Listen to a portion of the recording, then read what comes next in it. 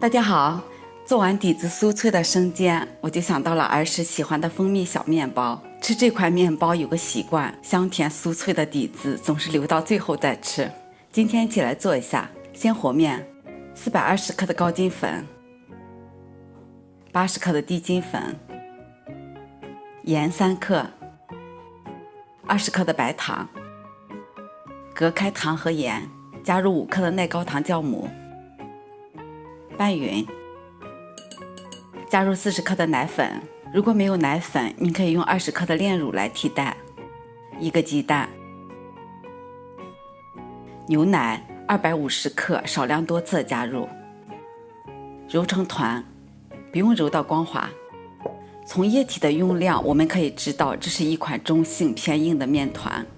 密封，放冰箱冷藏静置20分钟，给食材一个自溶的时间，同时也给了面筋一个自我形成的机会。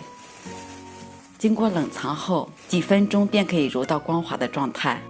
冷藏静置不仅可以减缓面团发酵的速度，给面筋一个自我形成以及松弛的机会，还可以降低面团的温度，减少后期整形过程中粘手的问题。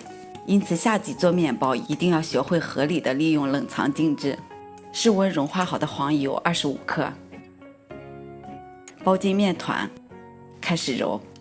黄油刚开始会附着在面团的表层，揉的过程中它会把面团分离，没关系，继续揉下去，它会逐步的被吸收，揉到手、案板、面团上的黄油全部被吸收，这块面团也就揉到这种光滑状态了。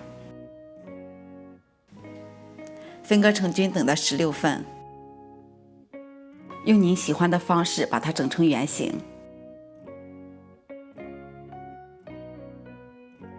密封，放冰箱静置20分钟。静置的时间来准备一下底部的酥脆底料：20克的低筋粉，20克的白糖，喜欢吃甜的您可以增加糖的用量，20克的芝麻，熟芝麻、生芝麻都可以。拌匀备用。取一个静置好的面团，光面朝上，先压，再擀，这里要轻轻的擀，避免面筋的断裂。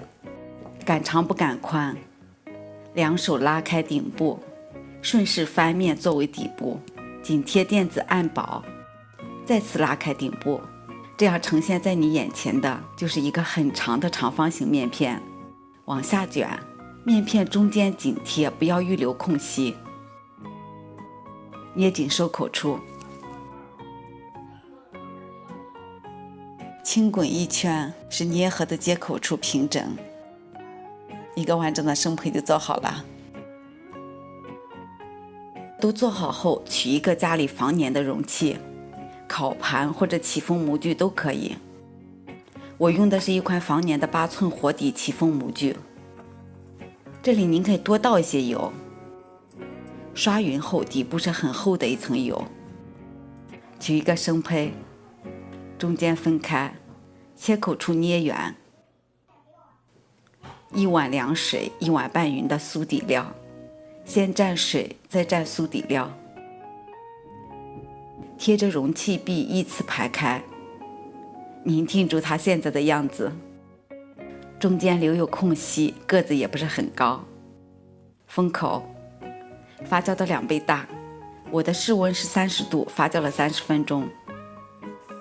发酵好是这个样子，已经长到满盆，有随时想跳盆而出的样子呀。先预热烤箱到180度，再取一个鸡蛋，给表层刷一层全蛋液。这层薄薄的全蛋液不仅使成品有很好的色泽，而且可以锁住表皮的水分，使面包的表皮不会偏硬。放入预热好的烤箱，中下层，上下火180度，30分钟。不同的烤箱温度不同，您根据自己烤箱的脾气适当的调整时间和温度。上色后及时加盖锡纸，我是在烘烤15分钟后盖的锡纸。烘烤的时间来准备少量的蜂蜜水，2勺蜂蜜，1勺水，稀释成蜂蜜水备用。刚烤好的面包挤在一起，像一束含苞待放的玫瑰花，相当的漂亮。趁热给表层刷一层蜂蜜水，不烫手的时候再脱模。